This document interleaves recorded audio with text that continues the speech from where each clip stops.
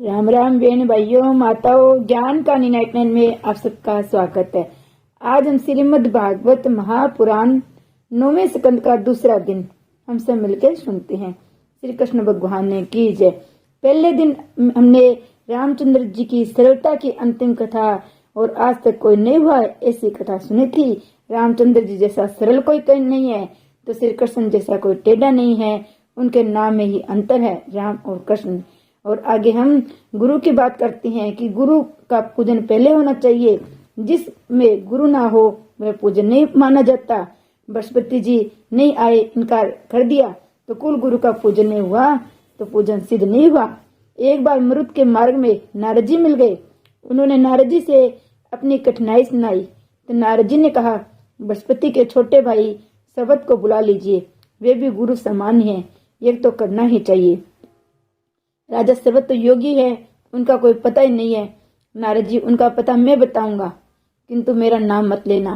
कई बार ज्ञानी पुरुष भी संसार से डरते हैं। संसार के स्त्री पुरुषों का संग होने की ब्रह्माकार वर्ती का भंग हो जाता है। सर्वत योगी का नियम था कि 24 घंटों में एक बार वे काशी आते थे। महापुरुष भजन में भी नियम का पालन करते हैं। सर्वंत काशी विश्वनाथ के दर्शन करने के लिए आते थे, किंतु मार्ग में यदि शिव का दर्शन हो जाता तो उसे शिव रूप मानकर वंदन करके वापस लौट जाते थे। महाभारत के अनुसार पूर्व में विस्तार से ये कथा कही गई है। मरुत राजा शव लेकर रात को मार्ग में बैठे हुए एक पागल सा व्यक्ति आया। उसने शव को देखा तो वंदन करके वापस लौटने लगा। मरुत राजा को विश्वास हो गया कि यह सर्वत योगी है। राजा ने उनके चरण पकड़ लिए और प्रणाम किया। सर्वंत कहने लगे, मैं अज्ञानी हूँ, मुझे ज्ञान दीजिए। मरुत, आप सर्वंत है, मेरे गुरु है। आप तो गुरु बृहस्पति के लघु बंधु है। बृहस्पति देवों के गुरु बन गए हैं। उन्होंने मेरे घर आना बंद कर दिया है। मैं यज्ञ करना चाहता हूँ। कोई मुझसे यज्ञ नहीं करवाता है। सर्वोत्तम यज्ञ तो कराऊं, किंतु तेरा ऐश्वर्य देखकर बृहस्पति तुम्हें कहेंगे कि वे तुम्हारा यज्ञ करने को तैयार है और तुम्हारे गुरु बनना चाहते हैं। यदि वैसा समय आया और तुमने मेरा त्याग किया तो मैं तुम्हें भस्मीभूत कर दूंगा। राजा ने सर्वत के शर्त को स्वीकार किया। सर्वत ने राजा को मंत्र दीक्षा दी। यज्ञ आरंभ होने लगा। यज्ञ के सभी पात्र श्रवण के थे। राजा के वैभव और यज्ञ का भव्य तैयारी देखकर बृहस्पति जी लालायित हुए। उन्होंने राजा को संदेश भेजा, तुम्हारा मैं ही आचार्य हूँ, मैं यज्ञ करने को तैयार हूँ। बृहस्पति ने इंद्र से कहा। इंद्र ने अग्नि के द्वारा संदेश भेजा कि बृहस्पति को ही गुरु बनाया जाए। अगर ऐसा नहीं हुआ तो इंद्र यज्ञ में बांधा स्थित करेंगे। अग्नि में सर्वत से कहा, मेरी आज्ञा को उल्लंघन करोगे तो मैं तुम्हें भस्मीभूत कर दूंगा। जिस देव को सर्वंत्र योगी आज्ञा करते हैं वह यहाँ उपस्थित होता है और ये देव प्रत्यक्ष हरि भर ग्रहण करता है। जैसा यज्ञ मरुत का हुआ था वैसा न तो कभी किसी का हुआ और न कभी होगा। मरुत के इस यज्ञ का वर्णन ऋग्वेद में भी है, भागवत में भी ये संक्षिप्त से वर्णन है। मनु पुत्र नभग के घर नाबांग हुए और भगवान शंकर की कृपा से नाबांग के घर भगत अम्बरीश का जन्म हुआ। अम्बरीश मर्यादा भक्ति के आचार्य हैं। कांकरोली में विराजमान द्वारिकानाथ राजा अम्बरीश के शेवे ठाकुर जी है। ये ठाकुर जी रोज 52 बन भोग आरोपते थे, किंतु सामग्री इकट्ठी की जाती होगी। अम्बरीश शब्द का अर्थ भी तो देखिए। अंबर अर्थात आकाश, इस अर्थात ईश्वर। आकाश अंदर भी है और बाहर भी। जिसके अंदर और बाहर सभी स्थान और पर ईश्वर है वही अम्बरीश है। चारों ओर जिसे परमात्मा दिखाई दे वह अम्बरीश है। ज्ञान मार्ग में इंद्रिय रूपी द्वार बंद रखने पड़ते हैं। भक्ति मार्ग में सभी इंद्रियां भगवान के मार्ग में लगानी पड़ती है। भगवान के चरणों में भगत अपनी इंद्रियां अर्पित कर देता है। भगत अपनी सारी इंद्रियों का भगवान से विवाह कर देता है तो भगवान ऋषिकेश है, इंद्रियों के स्वामी हैं। राजा अम्बरीश महान भगत थे। उनका मन भगवान के चरण कमलों में, वाणी भगवत गुरु वर्णन में, हाथ हरि मंदिर के सफाई में, पांव प्रभु के क्षेत्रादि पदयात्रा में, कान भगवान की उत्तम कथाओं के श्रवण में, दोनों नेत्र मुकुट भगवान मूर्तियों के दर्शन में व्यस्त रहते थे। मस्तक से वे भगवान श्री कृष्ण का वंदन करते रहते थे। भगवान की सेवा में जो व्यक्ति अपना सारा शरीर लगा देता है उनका देहाभिमान कम होता जाता है। भक्ति मार्ग धन या तन नहीं, मन ही प्रधान है। जब से भगत में धन का प्राधान्य हुआ, तब से भक्ति छिन्न भिन्न होती जा रही है। राजा अम्बरीश तभी सर्वप्रथम कहते हैं, मेरा मन सदा कृष्ण के चरण कमलों में ही लगा रहे। सेवा में धन नहीं, मन ही मुख्य है। सेवा का अर्थ है सेवे, श्री कृष्ण में मन को पिरोए रखना। सेवा का संबंध मन से है। शरीर से जो क्रिया की जाए, उनमें यदि उनका हार नहीं होगा तो व्यर्थ हो जाएगी। सेवा का कर्म अम्बरीश ने बताया है। सेवा का आरंभ मन से होता है। मन सूक्ष्म होता है, वह जगत और ईश्वर के साथ एक साथ संबंध नहीं रख सकता। मन का मनाओगे तो वह मानेगा, किसी के उपदेश से नहीं। तुम स्वयं अपने मन को समझाओगे तो असर होगा। अपने मन को कोई और क्या कैसे समझा सकता है। राजा अम्बरीश के इष्ट देव द्वारिका नाथ है। राजा होने पर भी शिव सेवा पूजा करते हैं। घर में कई सेवक होने पर भी वे कहते हैं, मैं तो ठाकुर जी का दास हूँ, उनकी सेवा स्वयं मुझे करनी चाहिए। दास्य भाव से सेवा ही मुख्य है। उसी का पेट भरता है जो स्वयं भोजन करे। जो भजन और सेवा स्वयं करे, उसे फल मिलता है। चार काम स्वयं करने पड़ते हैं, भोजन, वह ठाकुर जी की सेवा और मृत्यु। अम्बरीश तो चक्रवर्ती राजा था, फिर वह प्रभु सेवा तो स्वयं ही करता था। ठाकुर जी के मंदिर की सफाई भी करता था। वैसा करने से वैष्णव के चरण रज का लाभ मिलता है। भागवत में स्पष्ट लिखा है कि अम्बरीश भगवान के दर्शन के लिए खुले पांव पैदल भी जाता था। माना कि अम्बरीश का पूरा अनुकरण नहीं कर सकते, किंतु उनका कुछ न कुछ तो अनुकरण करना ही चाहिए। एक बार तो अम्बरीश ने भगवान श्री कृष्ण की आराधना हेतु 1 वर्ष तक एकादशी करने का व्रत लिया था। एकादशी व्रत सभी व्रतों में श्रेष्ठ है। इसके 2 प्रकार है, निषेध व्रत और परिपालन व्रत। अनार से दोष न हो, इसके लिए निषेध व्रत किया जाता है। भगवान को आराधना हेतु किया गया भगवत व्रत सुखदायी है। एकादशी का व्रत त्रिदिवसीय है। दशमी के दिन एक बार भोजन करे, हो सके तो हविष्यान्न का भोजन करे। दूध और चावल सा सात्विक आहार न करे। इस दिन अजीर्ण हो जाए उतना भोजन न करे। एकादशी तो यदि शक्य है तो निर्जला की जाए। ऐसा न हो सके तो दूध या ऋतु फल का स्वयं पूर्वक आहरण करे। ऐसा करने पर ही इस व्रत का फल मिलेगा, अन्यथा नहीं। व्रत करने का विचार दृढ़ होगा तो भगवान भक्ति शक्ति देंगे। एकादशी करने का संकल्प करोगे तो प्रभु सहायता करेंगे। सत्यनारायण की कथा में उस लकड़ी काट कर बेचने वाले की बात आती है, जिससे अपने पास पैसा न होते भी सत्यनारायण की पूजा व्रत लिया और परमात्मा ने उसका संकल्प पूर्ण किया। परमात्मा सत्कर्म से हमेशा सहायक होते हैं। लोग मानते हैं एकादशी की आई, दिवाली के आगमन का संदेश आ गया। ऐसा कभी न सोचा जाए। एकादशी के दिन घर में अन्न पकाए तो क्या, उनका दर्शन तक न किया जाए।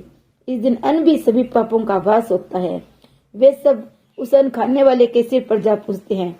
एकादशी के दिन पान सुपारी भी न खा जाए, दिन को सोया भी न जाए, रात को 1-2 घंटा भजन अधिक किया जाए।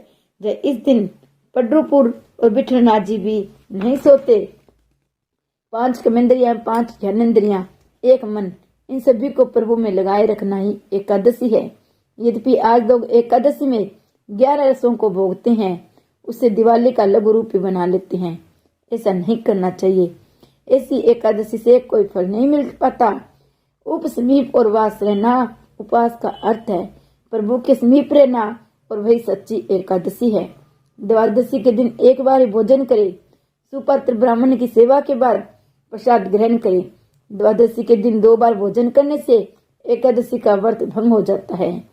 एकादशी व्रत विधि पूर्वक करो। यदि विधि पूर्वक न किया जा सके तो मर्यादानुसार अनाहार का त्याग करके फलाहार लो। ये व्रत आरोग्य की दृष्टि से भी आवश्यक है। लोग आजकल के डॉक्टरों का विश्वास करते हैं, किंतु व्यास जैन महान ऋषि मुनियों के शब्दों का नहीं करते। डॉक्टर टाइफाइड कहकर 21 दिन अनशन कराए तो लोग कर लेते हैं, किंतु एकादशी को मात्र 1 दिन अनशन नहीं करते हैं। एकादशी न करने वाले को ऐसी एक साथ एकादशियां अनिवार्य करनी पड़ती है। राजा अम्बरीश ने विधि पूर्वक एकादशी का व्रत किया। व्रत की पूर्णाहुति के समय यमुना के किनारे आए। वहां उन्होंने स्नान किया, ब्राह्मणों की पूजा करके व्रत की पूर्णाहुति करने की तैयारी करने लगे। इतने में ही वहां मुनि दुर्वासा अतिथि बनकर आए। भगवान को भोग लगा दिया गया। राजा ने मुनि का स्वागत करते हुए कहा, पधारिए महाराज, मेरे यहाँ प्रसाद ग्रहण कीजिए। दुर्वासा ने कहा, मैं मध्याह्न कर्म आदि से निवृत्त होकर आता हूँ। ईश्वर की धर्म मर्यादा तोड़ने जैसा कोई और पाप नहीं है। ईश्वर की धर्म मर्यादा का उल्लंघन करोगे तो भक्ति असफल रहेगी।